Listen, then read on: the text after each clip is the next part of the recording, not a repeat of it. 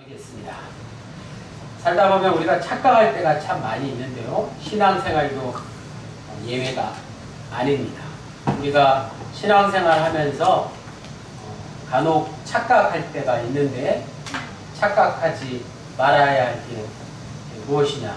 하나님은 눈에 보이지 않는 분이시다는 거죠. 하나님이 눈에 보이시는 걸로 착각할 때가 많습니다. 하나님이 눈에 보이는 것처럼 생각할 때가 있는데 사실 우리 주위에 하나님은 은폐하여 계십니다.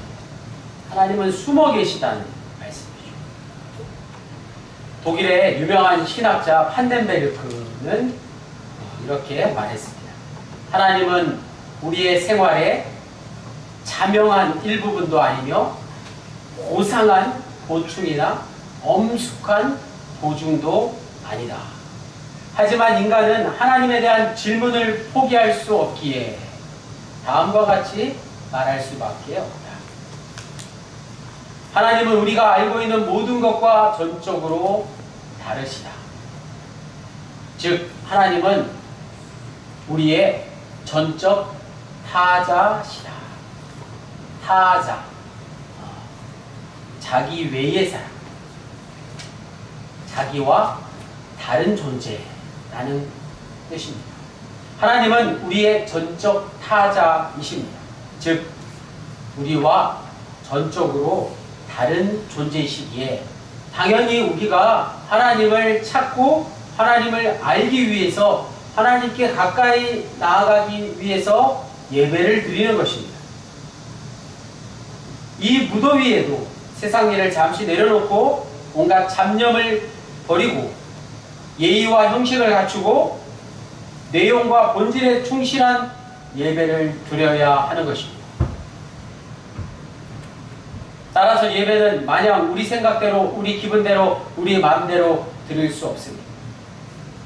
예배는 하나님께 드리는 것이기에 하나님 편에서 우리가 할 수 있는 최선의 방식대로 드려야 합니다. 오늘 본문 에베소서 4장 25절 말씀, 그런즉 거짓을 버리고 각각 그 이웃과 더불어 참된 것을 말하라. 이는 우리가 서로 지체가 됨이라.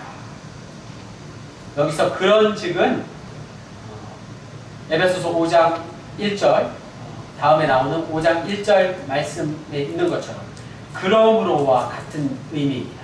지금까지 앞에서 에베소서 4장에서 계속 이야기해온 말씀들의 결론을 맺고 있습니다. 문맥상 그런즉의 뜻은 그리스도인은 새 사람이 되었다. 그러므로 라는 뜻입니다. 우리는 예수 그리스도를 믿음으로 새 사람이 되었습니다. 그러므로 어떻게 해야 한다는 뜻이죠. 에베소서에서 말하는 새 사람의 의미는 사람을 창조하신 하나님만이 사람을 변화시킬 수 있다는 뜻입니다. 인간은 처음에 하나님의 형상대로 창조되었기에 하나님의 기쁨이었는데 타락한 이후에 인간이 하나님께 돌아갈 수 있는 유일한 길은 바로 예수 그리스도의 형상대로 다시 지음을 받아야 가능하게 되었다는 뜻입니다. 중요한 건 예수를 믿고 새 사람이 되면 우리가 어떻게 변화되느냐 하는 것을 오늘 본문은 말씀하고 있습니다. 그 중에서 예수 믿고 우리가 가장 변화되는 것이 무엇일까요? 마태복음 15장 18절 말씀에 나오듯이 입에서 나오는 것들은 마음에서 나오나니 이것이야말로 사람을 더럽게 하느니라. 예수 믿고 우리의 말이 변화된다는 것이죠. 더 중요한 것은 말을 변화시키는 것, 그것은 사람의 마음에 달려있다는 것입니다. 악한 것을 마음에 두면 더러운 말을 할 수밖에 없습니다. 우리가 예수를 믿고 창조적인 언어 생활을 하게 되는데 그것은 다짐하고 결심한다고 되는 게 아닙니다.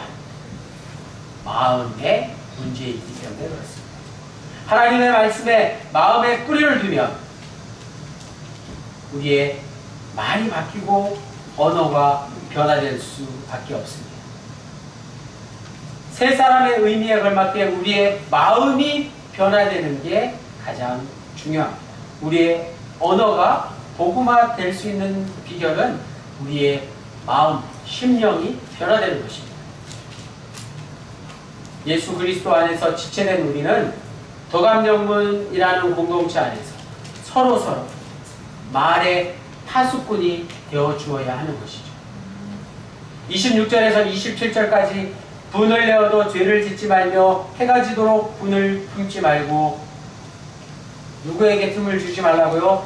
마귀에게 틈을 주지 말라고 말씀하고 있습니다. 사람은 누구나 화를 냅니다. 이유가 있어서 화를 냅니다.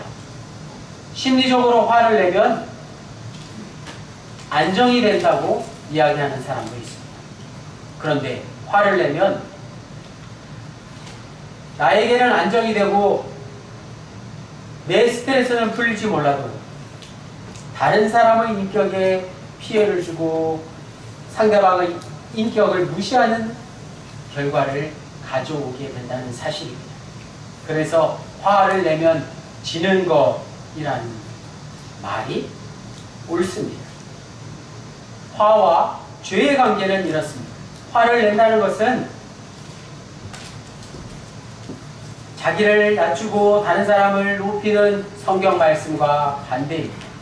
화를 내는 건 우리가 가장 경계해야 할 교만의 모습이라고 말씀드릴 수 있습니다. 오죽하면 화를 내는 일을 다음 날까지 미루지 말라고 예수님께서 말씀해 주셨겠습니까? 명상가로 유명한 탕리카는 화가 풀려야 인생이 풀린다 라고 이야기했습니다. 우리는 살면서 끊임없이 화를 푸는 연습과 화의 근원을 없애는 훈련을 해야 하는 것입니다. 더 나아가서 화를 내는 것은 술 취한 상태와 같다고 할 수 있습니다.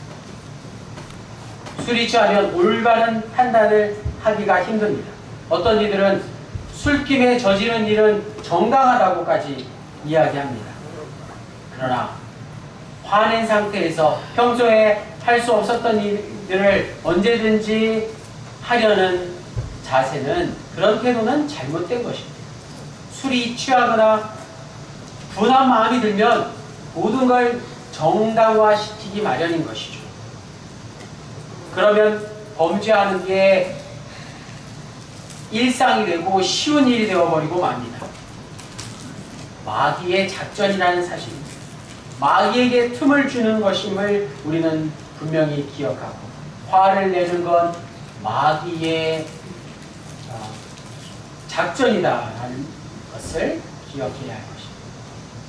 28절에서 29절, 30절까지 도둑질하는 자는 다시 도둑질하지 말고 돌이켜 가난한 자에게 구제할 수 있도록 자기 손으로 수고하여 선한 일을 하라. 무릇 더러운 말은 너희 입 밖에도 내지 말고 오직 덕을 세우는데 소용되는 대로 선한 말을 하여 듣는 자들에게 은혜를 끼치게 하라. 하나님의 성령을 근심하게 하지 말라. 그 안에서 너희가 구원의 날까지 인치심을 받았느니라. 우리가 너무나도 잘 아는 말씀인데, 핵심은 자기 손으로 남의 물건을 훔치는 것만이 도둑질이 아니라는 겁니다. 자기 손으로 수고하여 거두지 않은 것을 자기 걸로 삼는 게 더 큰 도둑질입니다. 정당한 소득을 신고하지 않고 누락시켜서 일부러 세금을 내지 않는 것, 그것이 더 큰 도둑질이라는 뜻입니다. 그리스도인이 새 사람이 되었다는 것은 부분적인 것을 말하는 게 아닙니다. 내 생각을 조금이라도 첨가하는 순간 그건 새 사람이 아닙니다. 이전에 하던 생각과 방식을 완전히 100% 바꿔야 그리스도인에 이르게 되는 것입니다. 가짜 휘발유에 뭐가 제일 많이 들었을까? 경기가 나쁘면, 살기 힘들면 가짜 휘발유를 간혹 넣는 분들이 계세요. 뉴스 같은 데 나오죠. 가짜 휘발유는 굉장히 싸니까요. 요즘 휘발유 가격이 많이 비싸서 가짜 휘발유를 혹시 찾는데, 가짜 휘발유에는 진짜 휘발유가 제일 많이 들어있어요. 가짜 휘발유에 진짜 휘발유가 가장 많이 들었고, 진짜 휘발유에 5%, 2%, 1%만 물이나 다른 성분이 들어가도 그건 휘발유가 아닙니다. 진짜 휘발유가 아니라 가짜 휘발유인 거예요. 휘발유에 조금이라도 가짜가 있으면 그건 진짜가 아니라 가짜입니다. 그리스도인도 마찬가지입니다. 예수 믿고 새 사람이 되었다는 것, 우리가 회개하였다는 건 이전의 생각과 방식에서 잘못된 길을 완전히 돌이켜서 주님을 향해 주님을 본받는 자가 되어야 한다는 뜻입니다. 한 인간이 경험하고 있는 각자의 현실 너머에는 바로 이 말이라는 게 있습니다. 그래서 유명한 철학자들은 이 말이 곧 인간의 존재이다라고까지 말합니다. 인간은 말로 다양하게 존재합니다. 사람마다 다 말하는 게 다르죠. 말은 곧 그 사람의 인격이라고도 할 수 있습니다. 독일의 유명한 철학자 마르틴 하이데거는 언어는 존재의 집이다 라고 말했습니다. 존재의 집이 곧 우리가 하는 말이라는 거죠. 말이 모든 존재의 집이라고 할 때 요한복음 1장 1절 말씀, 말씀이 육신이 되어 우리에게 오신 예수 그리스도야말로 가장 보편적으로 이루어진 하나님의 존재에 대한 증거이지 않겠습니까? 이스라엘 사람들이 이 말에 대해서 얼마나 중요하게 생각하는지, 히브리어로 말을 다바르라고 하는데 몇 가지 의미가 있습니다. 그런데 놀랍게도 히브리 사람들은, 유대인들은 다바르라는 이 말 속에 행동을 포함하고 있다. 저 사람이 무슨 말을 하고 행동을 하지 않으면 그건 다바르가 아닌 거예요. 유대인들은 자기가 한 말은 반드시 행동으로 지킨다고 해서 다바르라고 합니다. 말이 행동을 포함하는 모든 존재의 전부라는 뜻입니다. 따라서 하나님의 말씀이 사람이 되어 우리에게 오신 예수 그리스도의 성육신 사건, 즉 하나님의 말씀인 이 성경은 가장 보편적이고 가장 상식적이게 되는 것입니다. 우리 조상님들도 말에 대한 속담을 우리에게 많이 남겨주셨습니다. 그렇죠? 말 한마디에 천냥빛을 갖는다. 발 없는 말이 천리 간다. 또 가는 말이 구하여 오는 말이 굽다. 뭐 여러 가지 말에 대한 속담이 많습니다. 말은 곧 우리네 삶이요 우리네 생명과도 같습니다. 내가 하는 모든 말이 곧 생명을 살리는 복음이 될 수 있습니다. 우리 더감명군의 모든 부르님들은 세상을 변화시키고 또 세상을 살리는, 세상에 복음을 전하는 그런 말의 선구자들이, 말씀의 선구자들이, 선교사들이 다 되시기를 바랍니다. 31절에서 32절, 너희는 모든 악독과 노함과 금냄과 떠드는 것과 비방하는 것을 모든 악의와 함께 버리고 서로 친절하게 하며 불쌍히 여기며 서로 용서하기를 하나님이 그리스도 안에서 너희를 용서하심과 같이 하라. 너희를 용서하심과 같이 하라. 자, 오늘 본문 말씀에 그리스도인들이 추구해야 할 덕목들이 여러 가지 나오는데 사실 우리가 그것들을 다 지키기가 얼마나 힘이 듭니까? 그리스도인들이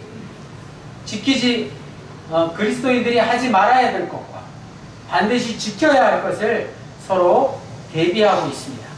25절에서 32절까지 계속해서 하지 마라, 하라를 교차해서 반복하고 있는데 우리가 기억해야 할 것은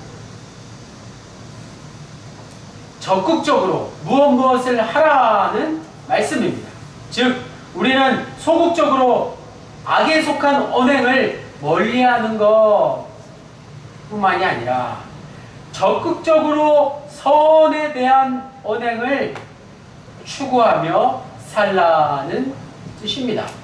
우리가 지키지 말아야 할 것이 많이 있지만 그것들을 다 지키기에는 힘이 든 게 사실이죠. 우리가 더 분명히 확실히 지켜야 할 것, 그것을 적극적으로 지키며 선에 대한 언행을 추구하며 살기 원합니다. 다시 말씀드려서 그리스도인들이 추구해야 할 덕목들의 압축된 내용이 바로 31절에 버려야 할 것으로 6가지가 나오고 32절에 가서 적극적으로 취해야 할 것 3가지가 나오는데 다른 거 다 놔두고 32절에 나온 이 3가지를 반드시 지키며 살기를 원합니다. 이 3가지가 무엇일까요? 첫 번째, 32절 첫 번째, 서로를 친절하게 대하는 것입니다. 우리가 그렇게 노력하며 살고 있지 않습니까? 예수 믿는 자들이 서로를 친절하게 대하는 것이에요. 세상 사람들에게도 내 주위의 모든 일들에게도 친절하게 대하는 것이 가장 첫 번째 우리가 강조해서 지켜야 하는 것입니다. 두 번째는 무엇일까요?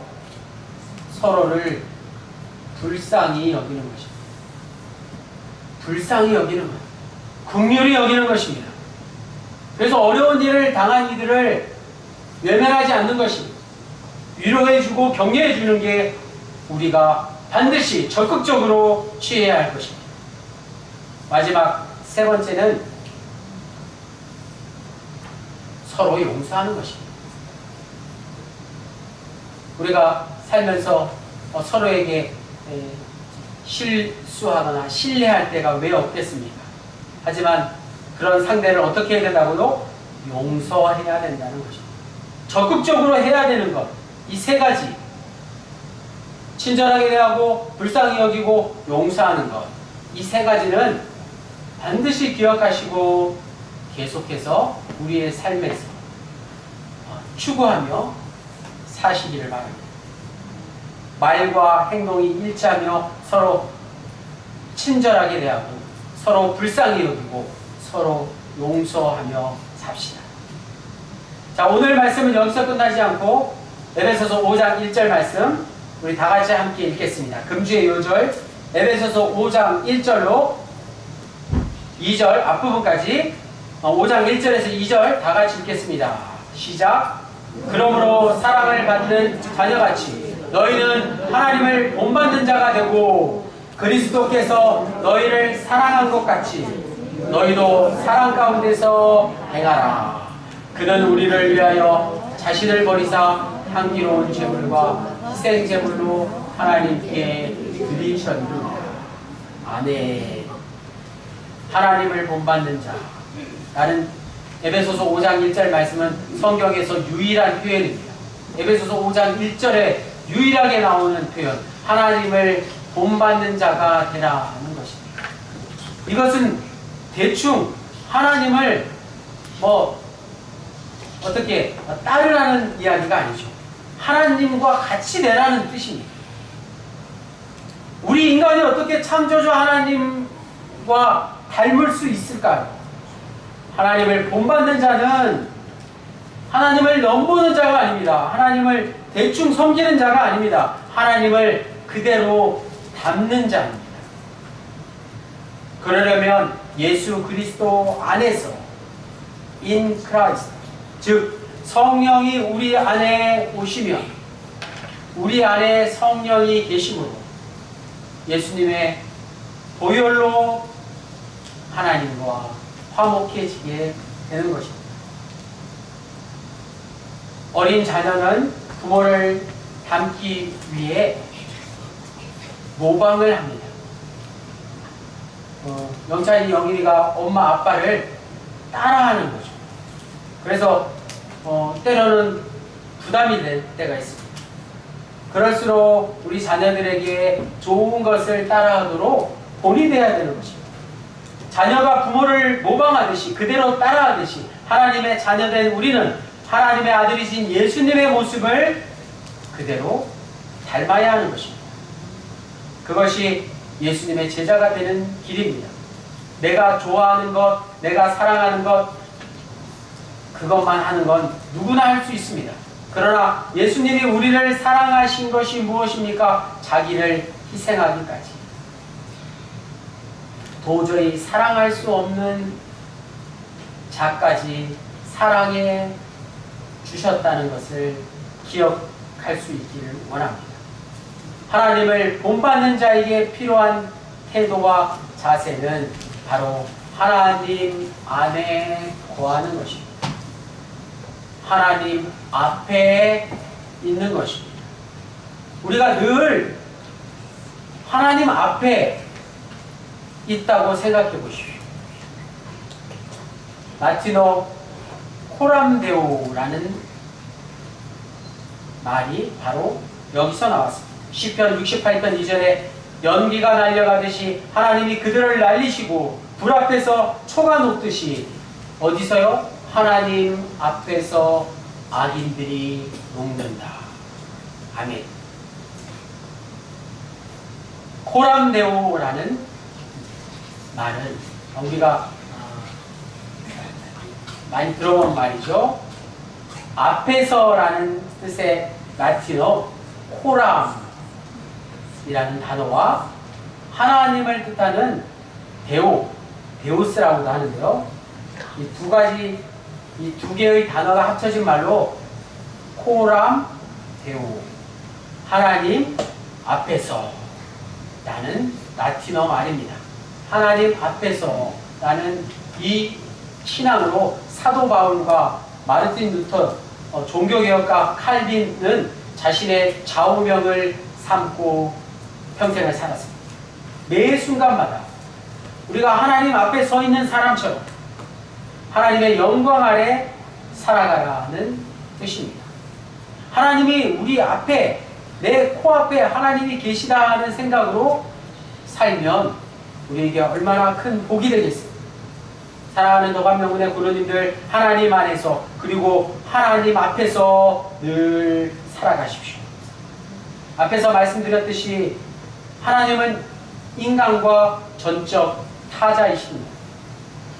뿐만 아니라 사실 우리는 한 사람 한 사람 서로에게 타자입니다. 옆에 계신 분들, 우리가 늘 자주 뵈서 잘 아는 것 같지만 우리는 아직도 서로를 잘 알지 못하는 타자입니다. 심지어 부모와 자식 간에도, 부부 사이라도 마찬가지입니다. 잘 아는 것처럼 말은 하지만 그 속을 우리가 어찌 알 수 있겠습니까? 10길 물속은 알아도 한 길 사람 속은 모른다고 하지 않았습니까? 우리는 서로 전적인 타자입니다. 그래서 하나님이 전적인 타자이시기에 주님께 하듯이 서로에게 잘해야 합니다. 옆에 계신 분들을 대할 때도 주님을 대하듯 해야 합니다. 부모와 부부와 자녀들에게도 주님을 대하듯 해야 합니다. 전적 타자이신 하나님을 더 알고 싶어서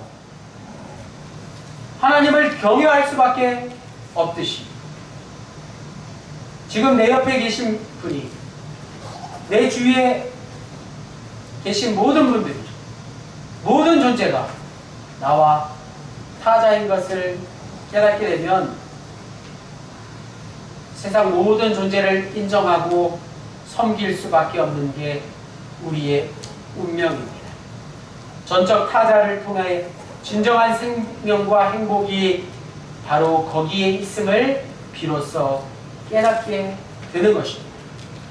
하나님을 본받는 자로 남은 생을 하나님 안에서 그리고 하나님 앞에서 늘 살아가시기를 예수님의 이름으로 간절히 축원합니다.